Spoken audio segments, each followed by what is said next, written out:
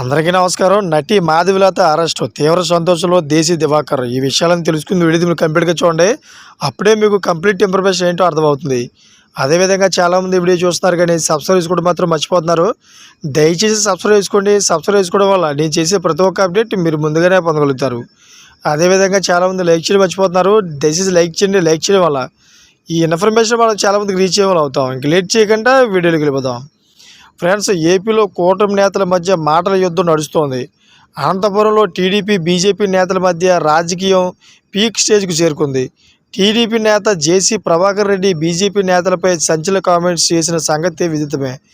BJP నేతలు Israel కంటే హీనంగా ప్రవర్తిస్తున్నారంటూ వివాదాస్పద వ్యాఖ్యలు చేశారు.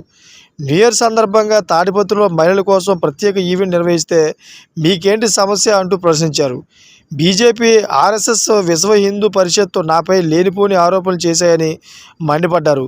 జేసీ ఈవెంట్పై విమర్శలు చేసిన బీజేపీ నేత యామిని శర్మ, అదేవిధంగా సినీ నటి మాధవిలతపై జేసీ ప్రభాకర్ రెడ్డి అనుచిత వ్యాఖ్యలు చేశారు.